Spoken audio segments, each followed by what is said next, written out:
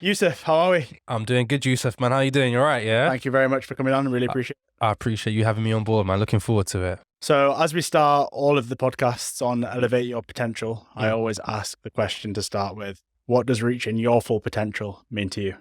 Reaching your full potential, for me, I would say it probably means not really capping or limiting yourself to what your full potential is, because there is no limit to what can be done. And I think that's like the power behind, well, that's the key for me anyways, if you know what I mean. Mhm. So yeah, that's what I'd say.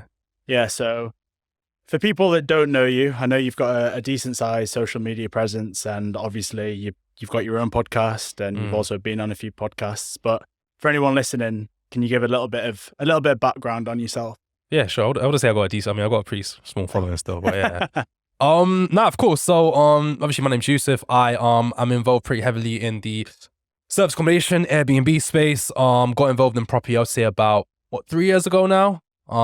And got started off with the rent to rent strategy and did pretty okay with that. Moved on to the coaching side of things. We're heavily focused on that right now. And as of now, we're looking to continue to build and grow our property portfolio and build it to the moon and back, man. So that's what we're currently doing right now. Nice. Why did you choose, rent to rent as your strategy? And actually, what is rent to rent? Okay, cool. So rent to rent is when you rent a property from a landlord and then you sublet that property out for a profit.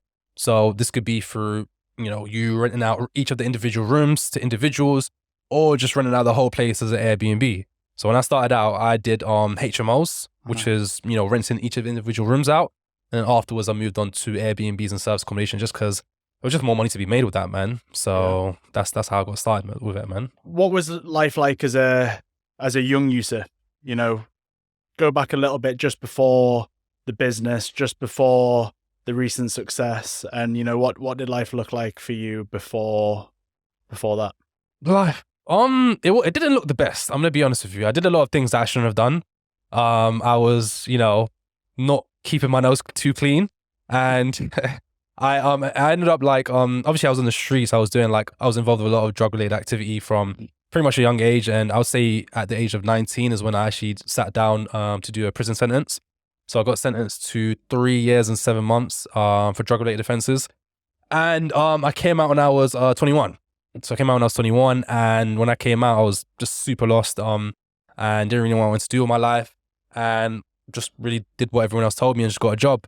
I just started doing different things really, but I got involved in construction, started working in the railways, but it just wasn't for me, man. I can't lie to you, man. But at the same time, I didn't really want to go back to do what I was doing before, so, I was looking at different alternatives. I looked at, buying and selling cars, eBay, drop shipping, and then, I think it was through like a Facebook ad where I come across the world of property, man, and that's where it all started. It probably started like late December 2019.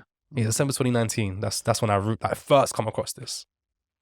That's crazy, man. Because to see where you are now, how old are you now? I'm 28. So I would say that that's pretty quick success, or quick to turn your life around the way you have. Was it a blessing in disguise, those 2 years in prison, do you think? Yeah, no, that's a good question, man. I'd like to think so 100%, because I've got friends around me that I grew up with that, are out of that time, and some of them are doing like, 30-year sentences. Do you see what I mean? And 100%, like, could that have been me? I don't know, maybe, when you're living a certain lifestyle, you're not really, anything can really happen, and you can't forecast all sorts of things. You know what I'm saying? You just gotta act when it comes, and 100%, man. I think anything could have happened, and I think, by me kind of being out the way, even if it was in prison, I definitely think it was a blessing of disguise, just because I think it could have been a lot worse if it wasn't that as well. So 100%, man. So for someone that doesn't know what it's like in prison, what is it like in prison?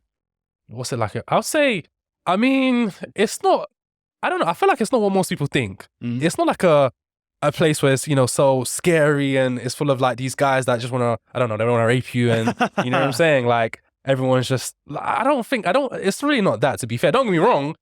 I feel like in certain situations, like overall, not even certain situations, you have to carry yourself a certain way.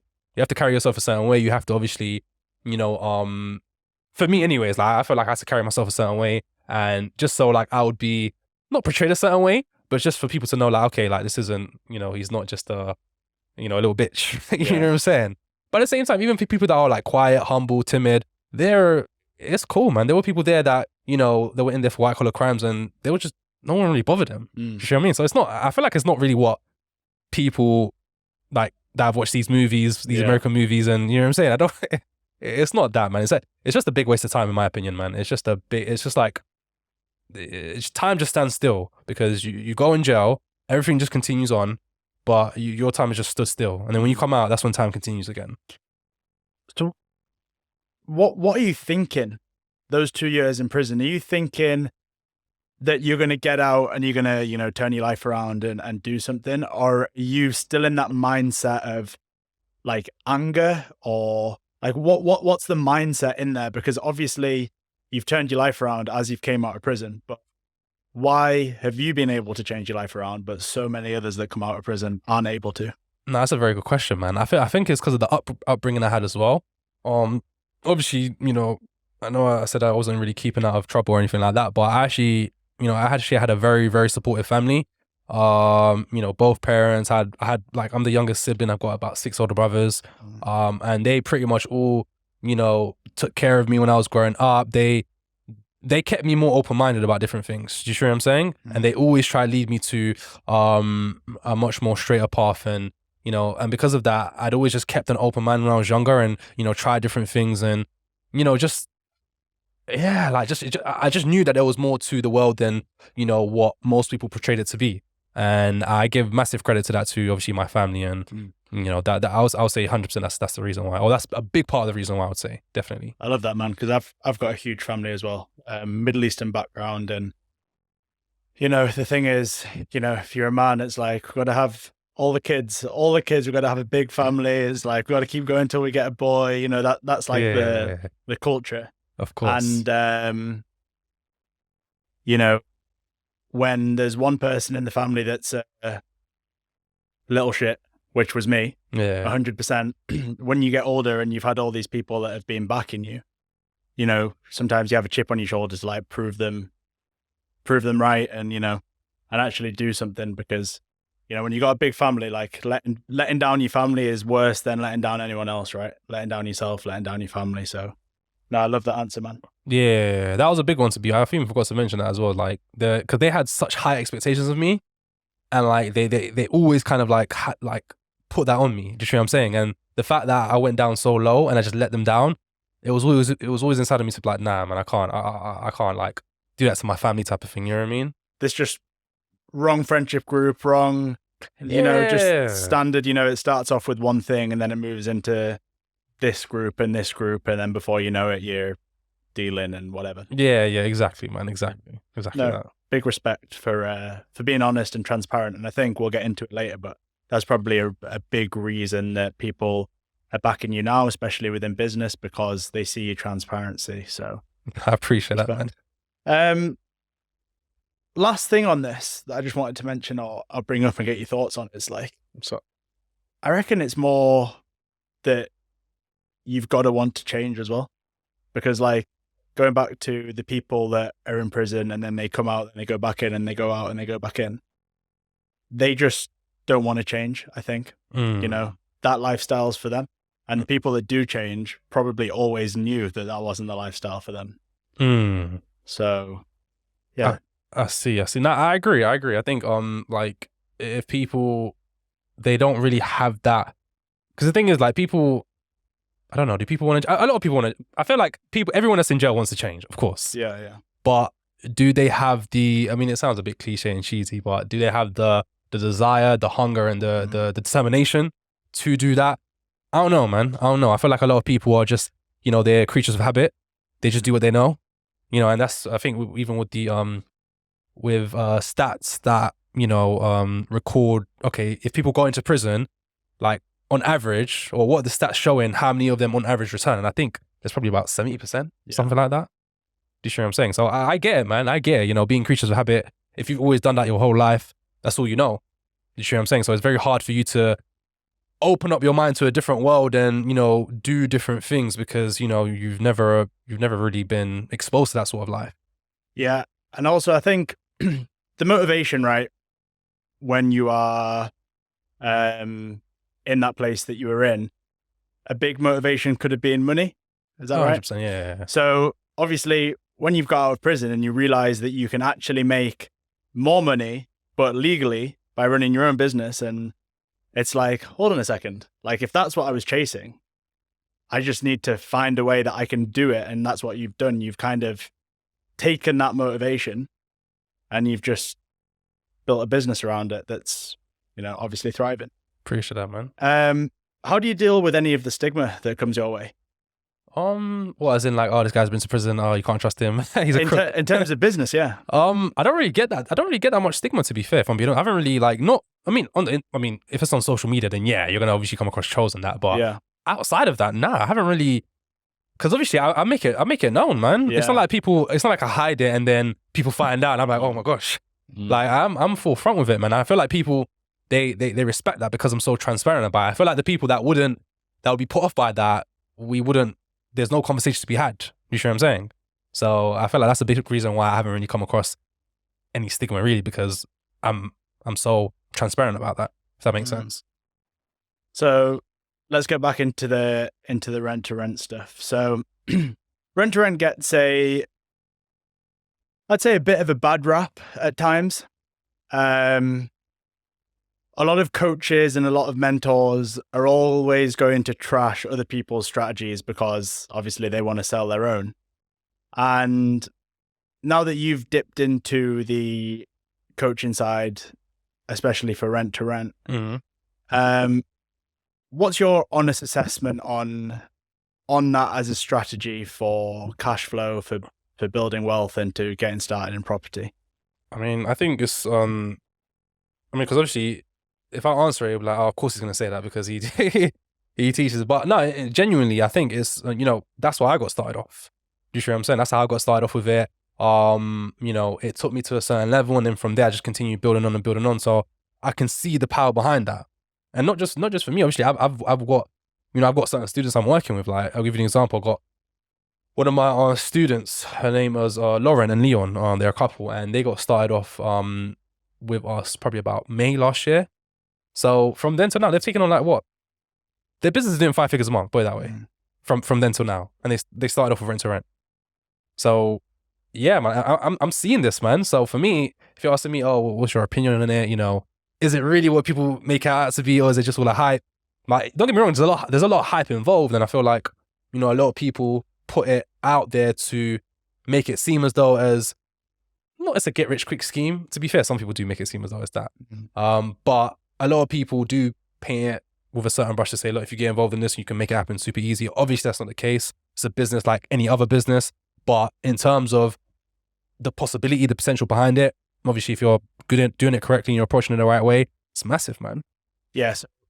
I think you used a good word there for rent to rent, or this is my opinion. You might disagree.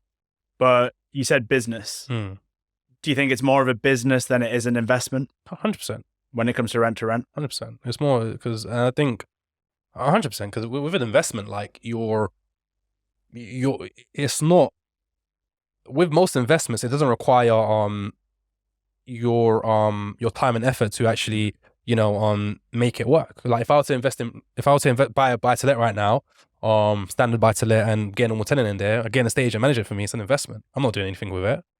Do you sure what I mean? I guess one could argue as well that you can do that with rent to rent. You can just, you know, be a hands-off investor. You can give it to a management company and they can do your thing for you. Yeah, you can do that. But most people don't. So yeah, so I would argue it's more of a business than an investment, although there is some room for you to make an investment if you're taking that down that route. Is that because there's less cash flow if you were to outsource everything for a rent to rent? And obviously the idea of rent to rent, because you're not retaining the asset long term, is obviously you want to maximize the cash flow. It's that, but I feel like for me, it's just more control. As in, like, you're starting a business. The way I look at it is you're starting a business, but you're giving someone else to manage that business for you. Do you see what I mean? So you're not responsible for the success of it. You're not responsible for the growth of it. You're not responsible for anything really.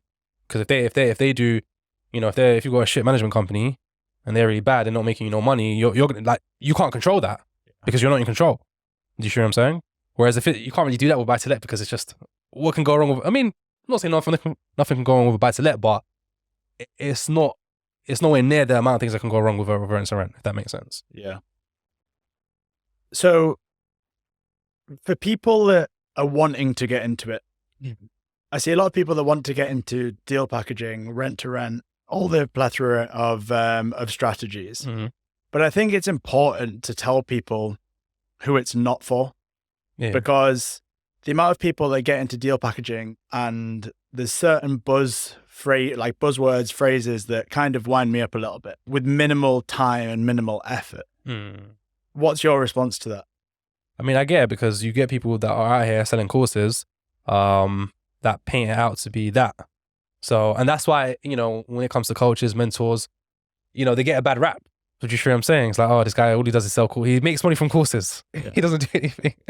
He just sells. And I get it, to be fair. I do get it. But, and obviously where I see that, I try to do my best to not be like that, in the sense to where we're showing people the reality of what it is. Do you see what I'm saying? It's not just all, I mean, is it possible? Yeah, but at the same time, it's like, it's fucking hard, man. So I know people pay you for this information. If we're going to give some value to anyone that's listening now, let's outline who rent to rent is for. Let's outline who's good to work with you. Okay. So someone comes to you and they say, Yusuf, look, I want to get into rent to rent. Okay. What's the limit? Let's say, look, I want to replace my income in the next 12 months and I'm making current £2,500 a month. Mm. All right. How do we get there? Well, it depends on a few things. Well, first and foremost, how much are you actually starting off with? So how much is that person starting off with? I've got 10,000. 10,000. Okay, cool. Average deal you're looking at, I'll say nationwide, anywhere between 5 to 7K. So can potentially use that to deploy into 2 deals, I'd say. Once you have those 2 deals, you've got a few options from there. You can just, focus on those 2 deals, have it generating you a certain amount of profit, and then use that profit to reinvest into other deals.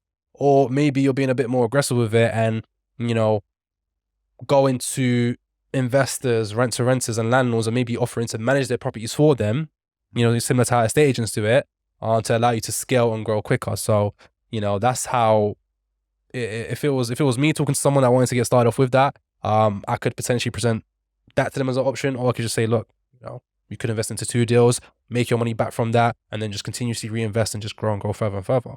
Is that a pretty realistic target or expectation to be able to hit 2,500 within 12 months? 100. That's nothing, man. Yeah.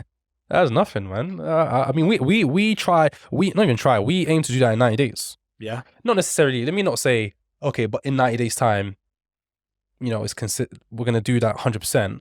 The idea for us is, look, we get you 3 deals, and collectively those 3 deals on average should be generating around £2,500 per month. So, and 100%, that's even within that space of time, is it realistic? 100%, because that's like 3 deals in 3 months. In my opinion, that's nothing. Yeah. Because there's people out here that's taking on hundreds of deals a year. And would you say that can be done with no network, no experience, complete beginner? Well, yeah, I mean, it can, but it depends on what route you're taking. If you're someone that's just, you're saying, okay, I want to do this myself, I want to get started, you can do it 100%. And that's actually when I was on the phone to people, I'm not on the phone to people these days, but when I was on the phone to people closing them on the program, I'll say, look, you can actually do this yourself. Like, you can, and you could make it work, but it's just a time thing. Do you see what I'm saying? Do you want to get to the point where you're making, I don't know, 2.5K a month in 12 months? Or do you want to get there in the next couple of months? That's the only difference. So if somebody doesn't want to rent or source their own rent to rents, I see so many people package on rent to rents. Mm-hmm. But obviously, if you're going to pay in £5,000 for a rent to rent deal, that's obviously, and you've only got a 3-year contract with the landlord, that's eating into quite a significant amount of your cash. So do you always recommend people to source their own rent to rents? Yeah, 100%. I'd only recommend people to source or to use a deal sourcer when time is really an issue for them. If they're literally working from 8 till 9 p.m. Okay. Those sorts of hours, and they've got 0 time, then of course, you know, it's going to be difficult for you. In that scenario, it does make sense. Outside of that, you get some people saying, you know what, I'm not really too sure how to do this myself. Let me just pay someone to do it for me, just to give me the confidence, and then maybe I'll do it myself later on. Nah, man, I wouldn't advise that, man. I'll say just try look for it yourself, man. Yes, it's going to take a bit of time, 100%, but at the same time, and the way I think about it as well is that you're almost relying on other people to grow your business for you. Yeah. Because if you're paying someone to find you deals, well, now you're almost relying on that person to, again, going back to what I said before, grow your business. Whereas really and truly, that responsibility should be on you. Yeah. If it was like you're using them to supplement what you're doing, it's like, look, you're getting on, you're already taking on like maybe 2-3 deals a month or maybe 4. But if a deal also brings you a really, really good deal, then you don't mind, 100%. Okay. So that's my opinion. What do you reckon the limit is then for rent to rent in terms of, you know, what's manageable? Obviously, if you're on your own and somebody's looking to get into it, is there a cap where it's comfortable, where you'd almost start thinking, right, now let's turn this into acquiring assets, the cash flow's there? Because obviously, I can imagine it's a headache if you've got 15 rent-to-rent units and you're trying to manage every single one of them yourself. Yeah, I mean, it depends. It depends on how you do it. It doesn't have to be. When it comes to the limit, I don't think, because the thing is, you've got some people that have got, I don't know, 20 deals. Yeah. They're happy with that, you know, they're maintaining, and then they're trying to get involved in other things. You've got other people that have got 300 deals and they're trying to take on more. You sure what I'm saying? So I'm not the second. I was more of the first, to where when I got it to a certain point, I'll say about 21, I was like, you know what, it's decent, it's calm, it's bringing me a decent amount of cash flow. Let's see what else can be done. You sure what I'm saying? And to be fair, you're right. Like, you've only got the deals for a certain amount of time, and then, you know, what happens after that? I mean, if the landlord wants to renew, great, but if not, then you have to find another deal. Where should the person listening to this that wants to get into rent to rent, where should they be looking to find their first one? So I mean, in terms of platforms, you could use platforms like OpenRent, Gumtree. You could be Spare Room is an okay one as well. Facebook Marketplace, although there's a few scammers over there on there. Those will be the main platforms you'd want to use to target specifically landlords. With estate agents, you've got obviously Rightmove, Zoopla, amongst a few others as well. But those are the platforms you can use. Yeah, and you know, in terms of locations, where should we be looking? Locations, I think. Or can it work anywhere? It can. I mean, I would say for me, the way I see it is it can work in the vast majority of locations. I think, you know, if I was to give advice to someone, I would advise them to start off relatively closer to themselves, within an hour's distance of where they are. I would say, not to say they couldn't make it work if they took it on 3 or 4 hours away. They could, but at first, where you're still needing to learn the process, you're going to need to be a bit hands-on with it. Do you see what I'm saying? And if you're doing it with a property that's 4 hours away, it's possible, but it's just going to be eating up a whole lot of your time. Do you see what I'm saying? So that's what I would suggest, kind of starting off a little bit more local. Unless you want to go down the management route, then obviously it wouldn't really matter, if that makes sense. Yeah. No, that makes complete sense. And how do you go about having that conversation with landlords then? Because obviously I'm sure that a lot of landlords are going to be like, you're going to take this property, you're going to rent it out, you're going to have parties here every night. You know, what's the pitch? What's the pitch? The pitch. So I with me, I would usually approach them and say, look, our main focus is to target working professionals, or contractors. If it's an area that's contractor, you know, focused, if there's a lot of construction work going on, I would highlight that part more. Yes, occasionally would we be accommodating, you know, families, people that are coming to the area for leisure purposes? Yes, 100%. But, you know, the main focus that we're trying to put on this would be accommodating these individuals because they look to, you know, stay or book more long term. And to back that up, I would kind of highlight, you know, what's going on in the area. So if I'm looking to target contractors, for example, I'll be like to the landlord, okay, look, you're obviously familiar with the development project that's taking place where they're currently building, you know, 1,500 new townhouses, Yeah. and they're redeveloping the city centre. Yeah. So that's obviously going to take, you know, anywhere between 6 to 8 years to complete. So what we're looking to do now, we're looking to take on multiple properties in this area. We're looking to accommodate, you know, project managers, site managers, occasionally developers, whenever they're traveling back and forth to this area to manage these work projects. Yeah. So that's kind of my pitch. If I was to go down the contractor route. Yeah. Where have you learned all this then? Because obviously it sounds confusing and it sounds really complex, but I know several people in the rent-to-rent space as well, and once you've kind of got the hang of it, it's much simpler than it looks. But where did you first learn this strategy? I'm not gonna lie, with the strategy itself, it was where I actually did a course. I did do a course. It was a 3-day course where I first like really, got more in depth with the knowledge itself. In terms of the action itself, a lot of it was, through trial and error. A lot of it was through trial and error and seeing what works, what doesn't.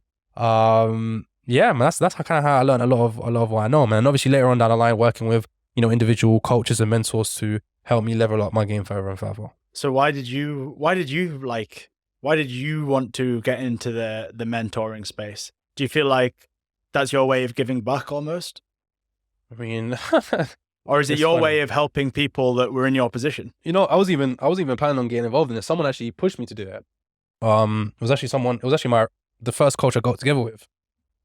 His name is Ben Walford, and he called me up one day. I was in a cafe, just chilling, and then he called me up one day, and then he started talking about the idea of, getting started off coaching. And I was like, I don't know, man. I don't know. Like, I don't feel like I'm that guy. Like, do you know what I'm saying? Like, who am I? So the idea was alien to me, and I wasn't comfortable with that idea. But he was kind of really, he was really, really trying to make me see it a certain way. And I did for a bit. And then, obviously I ended up paying him to kind of teach me as well, innit? So he closed me on the call, and then I think I transferred him like $3,000. But then afterwards, I remember I was regretting it, man. I was like, oh, man, what did I do, man? Should have never done that. So I was like, I was very like reluctant of the whole process. And I was doubtful of it, to be fair. So for me, it wasn't one of those things to where like, now I feel like, it's time to step it up to this level now to where I can start giving back. I can start doing more for others. Like, no, it wasn't that, honestly. It was more someone else pushed me to do it. Yeah, it's kind of interesting as well with mentors, because a lot of people say like, well, why are they teaching if they are so successful? That's one that you get quite a lot. Yeah. But what a lot of people don't realize is that most mentors, or nearly every mentor, has a mentor, and they have a mentor. Like, they're always just leveling up by people that have been there before them. I mean, I've got 2 mentors, one in the property space and one in the sales and marketing. Have you, had recent mentors that have kind of showed you the way as well? Of course. I've got multiple mentors as of now. I probably like 4 or 5 different ones. And the thing is, like, people, it's a good point you made. People will say, oh, this guy's making so much money. Why is he teaching? Why does he just continue making money? Why does he have to start doing this? He's obviously not making that much money. I mean, the way I see it, it's like, it's a business model. Like, for me, I mean, people say, look, I want to get started off with this to help as many people as possible. I want to change people's lives. Don't get me wrong, it's good, 100%. But for me, I'm not gonna lie. This was a business opportunity that I spotted. Do you see what I'm saying? Like, I spotted, okay, I can actually make quite a bit of money doing this. I'm gonna be real. Like, at first it was that, and it's still a little bit of that till now. Obviously, it's always gonna be that. But then when you actually start seeing at the back of that of what it's doing for other people, then it's like, wow, okay, like, I'm responsible for that. Do you see what I mean? So yeah, 100%. Like, so for me, it's both. As of now, at first it was just more of the money, and now it's definitely both. Given what I've seen other people achieve from actually getting started off with it and me working with them as well. So 100%, because you're effectively helping people change their lives, man. Do you see what I mean? So it does sound cheesy. It sounds very, very cheesy, but it's true. I know, man. I 100%, I'm going to bring up another word that you're probably going to cringe at, and so do I. But like, when you talk mindset, it's important, man. It's important. I really do think it is. And I'm not one to be, sitting there on YouTube and like listening to affirmations and like crossing my legs and stuff like that. But 100% surrounding yourself around people that are wanting you to succeed and that are also succeeding themselves. Surrounding yourself with people that are ahead of you in the game. I think it's so important. And I mean, for you, do you have you had to change your circle of friends? Have you had to, or do you find yourself being able to dip back into those groups, but still be able to be who you are today? Because for me, like, I don't hang around with people that I used to hang around with once upon a time. Like, I just don't. It's not. I don't really see the point in it, if I'm being honest with you, man. Like, where, I wouldn't even like the idea of, and I see some people doing this as well. Like, They'll call their friends. They'll just talk. Yeah. And I don't know. I just find that weird, man. It's like you're just calling someone and just talking. Like that's so weird. Like I get it if I was younger, but now I just ain't got time for that, man. Yeah. Do you see what I'm saying? So people look at me like I'm weird. Some people for that. I mean, I get it though. Obviously, people come up differently in that, but nah, I don't really hang around with people I was hanging around with. I mean, a big part of that's because obviously, the lifestyle I was living once upon a time. But I do speak to some people though. And these are, I'm not gonna lie, these are many people that are in jail. Obviously, just give them that little bit of help and support. To be fair, but outside of that, yeah. Do you think that? Do you think money is a? Do you think solely money is bad motivation? Depends. Not necessarily. I think money just makes you more of who you are, in my opinion. I can't remember who I heard that from, but it's so true. Like if you're someone that's just, insecure, and you're someone that like wants to, get back at everyone and, show the world that you're the guy and no one can touch you, no one can mess with you. Like, yeah, if you get money, that's gonna inflate all of that. You see what I'm saying? So I don't feel like, I don't know. Yeah, in that scenario, could it be portrayed as evil? I guess so. I think life becomes a lot easier, or your like emotion towards certain things become a lot easier when you are not bitter about other people doing well. So, like back when I was at school, if I was running the 100 meters and like somebody else beat me and I came second, I'd go home and be fuming. I'd be like, bro, this guy is a dick. He just beat, like, do you know what I mean? Like I wanted to win.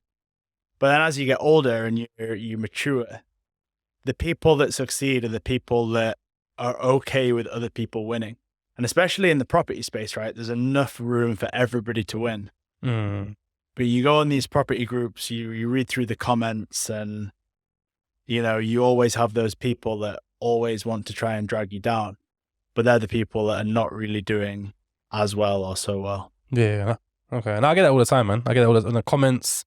I've trust me, man. I get before, when you hear people say like, I would hear people talk about like this is like stars before. They talk about social media and how at one point it used to affect them, it used to really get to them, and like it almost like shifted it put them in a certain state, like, you know what I'm saying? So I never got that, and then until I started going through like seeing what people were saying about me, like obviously trolls and that. So yeah, I mean it's just people being people, man. Like it's just, I guess you can't. If you're going to do this, you got to be prepared for what comes with it. So that's kind of how I see it, to be fair. It's hard not to reply with like a sarcastic comment back though. Like, especially sometimes like when you click on their like profile picture or something like that, and you're like, I could literally just come back with a one-liner here that would just end you. Yeah. But, you just got to be the bigger person and just be like, I'm not getting involved in of course, in an online spat. Now, the worst is when literally you have like one video, you have nearly everyone going at you. That's like, oh man, like there's new people coming. There's always new people coming. I've had a few of those. So how important social media kind of been in your recent success, especially for your mentoring? Because I had a look on your Instagram and what have you hit now? Like 10,000 followers or something like that? Yeah. Which is, like it's on the way. But you've only got 94 posts, which is not a lot, or like 100 posts or something like that. So, what's the secret? Nah, it's just I think I got more than that, man. I think those are just the ones that are showing. Is that just the ones that? Yeah, that's just the ones that are showing. I posted way more than that, man. Yeah. Yeah, way more. Probably a couple of hundred, man, easily. So what's the, because I've seen the quality of your content really lift over the last few months. It's super engaging. I think a lot of people can learn from it. You do this with your hands a lot, and but when you watch and you speak fast and you cut all the dead space, and I know you're, not a self-portrayed media marketing genius or anything like that. But where did you get this kind of like charisma and that confidence to speak on camera? It just came with time, man. I definitely didn't start off like that. 100% not, man. I mean, I remember when I first started off, it would take me like an hour to record a 1-minute video. I swear to God, like, cause I was making so many, like, I just couldn't do it. Even to be fair, like, even though I am now, it's a relatively recent thing, and I've been recording for like since early 2021. Like the way I am now, I'll say, when I say relatively recent, I'll probably say the last 6 to 8 months, I would say. Right. And I feel like a part of that is just me just being, it sounds a bit cheesy, but me just being more of who I am, as opposed to being more of what I think other people want me to be, if that makes sense. Like, like, obviously I'm like this properly professional, so I can't swear, you know, I can't put a suit on. Yeah, I've got to come across a certain type of, otherwise people won't want to work with me. Yeah. You know, so I had that mindset for a long time until, you know, pretty recently I was just like, bruv, you know what, fuck it, I'm just gonna be, especially with people that are just so like, you know, you get certain people that are just so, they're just so, I mean, I'm not polarizing or anything, but I'm trying to get towards that.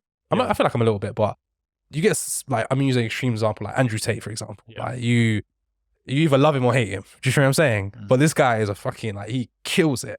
Like, and for me, it's like, you know, okay, Andrew Tate, he's obviously pissing a lot of people off. He just does shit he doesn't care about. But obviously, I think he's being himself, to be fair.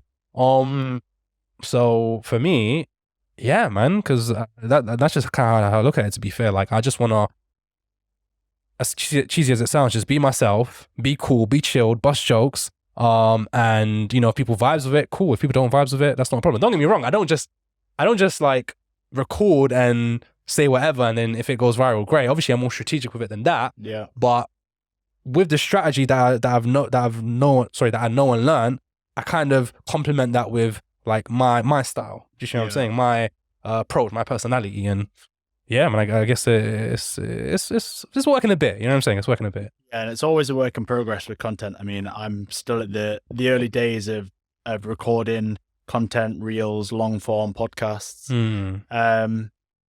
But the amount of people that go, I can't do it. And then I'm like, well, how many have you put out? And they go 2 or 3. And I'm like, well, that's exactly why you can't do it. Like, you haven't tried. And the biggest response that you always get is, I'm worried about what people are going to think. And then it's just like, no one cares. It's like, you go out for a run. No one's actually looking at you run. You just run. You go to the gym, unless you are on the bench press and you, I don't know, doing like 200 or something. Yeah. No one's looking at you. You know, you're just doing you. And I think that is such an important lesson, is you've just got to be in your own lane and just like have the blinkers on and just go forward. Because as soon as you step out of the lane and you worry about what other people think of you, that's just a recipe for disaster. And you just got to do it, man. Like, that's the way I say it, because you're always gonna, yes, what you're saying is true, but then you're not gonna not think that. It's at the start, you know what I'm saying? So you just got to do it. Like, there's no other way to get around it aside from just doing it. Exactly. Are you gonna feel shit? You're gonna think, oh fuck, man, this person saw it, that person saw it. 100%, man. Yeah. You are. What? I mean, you're probably like me. When you first started, the amount of videos that are like 3 seconds long, and you start talking, and then you're like, oh shit, and then you start again, and then you do it again, and you're like, oh fuck no, and then you just start again and again and again and again, and then eventually you do just get better at it, don't you, as you go along? Yeah, 100%, man. So that's what I'll say to people, man. You just gotta like just push past the insecurities, the fears, the anxiety, because it's not going nowhere. What's next? I mean, what is next, man? We're on to bigger and better things, man. Obviously growing the coaching business, expanding the portfolio, and man, just let me see what's next. I mean, there's so many things, man. I don't even know where to start. So yeah, there's a lot of things. Would you say when you were like sleeping and you wake up in the cell that you would be where you are now? What do you mean? So when you were back in prison Mm-hmm. and you woke up in the mornings and you was lying there, did you think 7 years later or 8 years later you would be where you are? Nah, I can't lie. I didn't. I thought I'd still probably be on the roads. I can't lie. I thought I'd still be on the roads a bit. But nah, I can't lie, man. I didn't, man. I didn't. Even now, like, because I remember at one point I was thinking to myself, man, if I could just get to the point where I was making £10,000 a month, that would be like, that's everything. I've made it in life. Do you feel what I mean? Like that was like a dream. And this was probably like what, 2020? Yeah, like 2020 or something. Even 2021 to be fair. But no, more 2020 to be fair. But yeah, like it's, nah, I can't lie. I didn't I didn't think I'd be able to get it. You know what it is? I feel like a big part of it was me trying to prove myself wrong as well. Do you see what I'm saying? Because I was like my biggest doubter, my biggest hater in a way. So there's a part of me that was like trying to fight the other part. I had my demons. Yeah. What do you like to do outside of property, outside of business? You know, obviously as a business owner, it's hard to go to sleep and not think about what you have to do tomorrow. It's hard to not think about a call that you have to have. It's hard to not think about a tough conversation that you're going to have with someone because something's gone wrong. How do you switch off? I kind of don't, man, if I'm being honest with you. Yeah, I really don't. I'm just on, man. I don't really do nothing really outside of the business. Like, it sounds weird and it sounds like, oh, like this guy hasn't got a life. Like, you know what I'm saying? And I guess you're right. Like, I don't. Like, I just live for really growing and scaling this and taking it to the moon and back, because I know if I do that, like, there's, it sounds cheesy and I keep saying that, but like, it's going to have an impact on so many people around me. How do you get mindset though? Because for me, I constantly have to work at it. I'm the king at procrastinating. I have like 4 hours where I'll get so much done, and then I'll have 2 hours where I've just scrolled Facebook. Where, you know, how have you been able to, you know, if you were to give somebody some tips that are in my position, which there's going to be many, how do you focus and how do you put in those long days and how do you have that sort of work ethic that you do? I guess I'll start off with talking about how I'm able to optimize my time in terms of like, okay, how am I making sure I'm spending making the most out of what I'm doing? Like, I track my time a lot. So I actually track what I'm doing throughout the day. So if I'm just like, if I'm just stopping working, I spent, I don't know, 2-3 hours working, I stop for a bit and I stop for like half hour. Okay, half an hour, I've just done nothing. Do you know what I'm saying? I've tracked that. All right, cool, shit, I need to get back to work type of thing. If it's one of those days, it's a rare one, but if it's one of those days where I've literally spent a whole hour just fucking about and doing nothing, that's like, raw, like, that's just bad, man. Like, I have to note it down. Time's probably more valuable for you than it is to most people, right? Because you had time taken up. Of course. But at the same time, it's like, you know, when you're a business owner and you're, you know, you have a certain way of thinking, like you don't have time to lose. Like you can't afford to lose time. Do you hear what I'm saying? Because there's so much you need to get done. And that's why I even said before, like when I gave an example was when people call up their friends and just start talking, I'm like, bruv, like how can you do that? That's so weird. Like I've spoken to someone that one of my friends, like one of my, we got a business relationship, but he's actually a good friend of mine. And he told me, he's like, rah, don't you just call up your friends and just chat to them? I was like, no, I never do that. That's weird. Yeah. So yeah, man, I'm just always like, but yeah, optimize, like for me, keeping track of my time, that really helps me to hold myself accountable. And what I like to do as well, I like to, especially when I'm trying to focus, I like to put a timer on. It'll be like a 20-30 minute timer. And when that's on, like I literally cannot do anything aside from doing what I'm doing. Because that timer is doing nothing but going down. You see what I'm saying? So that kind of helps me with it as well, man. But yeah, those are some of the tactics that I use to, I guess, help me better spend my time. What do other members of your family do? Obviously, are there any other business owners, or are you kind of the only one, or is a big part of what you're doing? I feel like you've maybe still,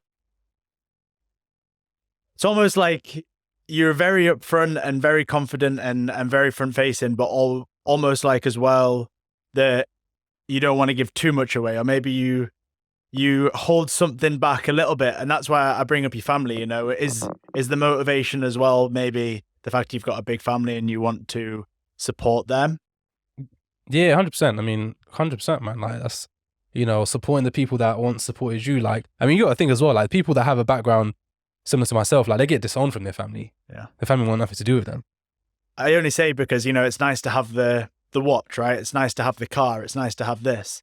And like you say, ultimately, that's what it starts at. And then you realize you can help everybody else and the people that you can help. Yeah. And then it's the knock-on effect. And I think, you know, the luxuries and stuff, they just bring short-term joy. I don't have the watch yet. I don't have the car yet. But of course, those things are on the list, right? But I feel like if I chase those, then I'll start doing the wrong things. So I'm very much focused on the process. And a mentor of mine is like you say about tracking, he's very much like just track the inputs. Make sure your inputs are there, and then we can track the outputs. Because a lot of the time you think you're doing a lot of the right stuff, and then once you've got it written down, you're like, actually, I've just been not prioritizing my time right at all, even if you think you have. So it's interesting that you said that you track, because I need to do it, man. Yeah, it's not just working, because you can just be doing menial admin tasks that just mean like very little. So you spent all day doing that. Did you really get any work done? Like, nah, you didn't. You know what I mean? So it's the quality as well, which allows you to, you know, to kind of see, okay, how much quality work have you actually done as opposed to quantity. That makes sense. So, and yeah, going back to what you said before about like all of, I guess, you know, well, yeah, you spoke about the watches, the cars and shit. I feel like when you haven't had that, you want it so bad, but then when you get it, you just think like, shit, like, is this it? Like, it just, for me, like, I can't, like, I've got to the point right now where it means nothing to me, man. I don't really care about it, to be fair. Even this watch, like, it's not even that expensive, to be fair. It is not that much of an expensive watch, but yeah. So before we finish up, what are the 3 key points to change for you? You know, what if you can anchor 3 things to the catalysts of change from where you were to where you are now? What would those 3 things be? 3 catalysts of change. I think just one of them just being my like because I had a way of thinking. Like I had this one saying I used to say to myself, to where, because I used to hate working so much, and I used to tell myself like I would rather die. Literally, like I would rather die than do what I was doing before. So it's either this works or like I'll die in it. Like I'm not doing nothing else. So for me, I kind of gave myself no option but to make this work. So that was definitely a big part of it. And I feel like having that ability to kind of overcome yourself, overcome your, like, what I mean by that is the demons. Yeah, I was gonna say that, but it sounded so cheesy. I know it does, but I mean, it is what it is. Yeah, like overcoming your demons and overcoming like the part inside of you that's like your worst enemy. Do you see what I'm saying?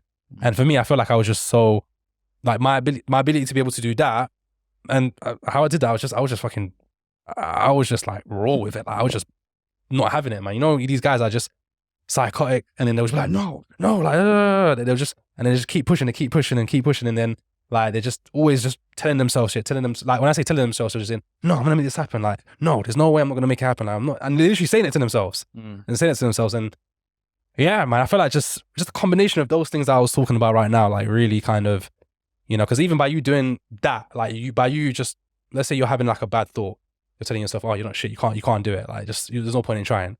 Like, I remember I learned this one thing, and I think this one thing was a game changer for me. It was the power of thought replacement. So when you get like a bad thought come into your head, you instantly replace it with the opposite. Do you know what I'm saying? And like, obviously straight away, it means nothing. Even like when you start doing it for a couple of days, a couple of weeks, or it still means nothing. But over time, that other part of you begins to take over a bit more. It begins to take on more control. And it begins to dwarf that other part, because you're like, you're just repeating the same thing over and over and over and over again, and you're almost just like absorbing it and just making it you, because you keep saying it. Do you see what I'm saying? And then eventually you just get to the point where it's like, yeah, fuck it, like, I actually can do it. Like, you know what I'm saying? Like, I really can make this happen. And so yeah, man, that's the few things that kind of helped out along the way. Thank you very much for all your transparency, your honesty. I think it's a rare thing in the property industry at the minute, of people that are genuinely being themselves. So I think people will get some real value from that. I also want to thank you for coming on. So I really appreciate that. But also, where can people find you? Where can people go for coaching? Where can they go to your social media handles? Check me out on Instagram, man. Yusuf Sheikh 01. That's me on Instagram. If you're on Facebook, pretty much same thing. TikTok, pretty much same thing. If you want to learn more about, obviously, everything I mentioned, I got a YouTube channel where I'm putting out free content. So if you just type in my name, Yusuf Sheikh, on Google, YouTube, it'll pretty much come up. So yeah, man, just type in my name on the socials and you'll find me. Respect, man. Thank you very much. Appreciate it. That, man. It's all good.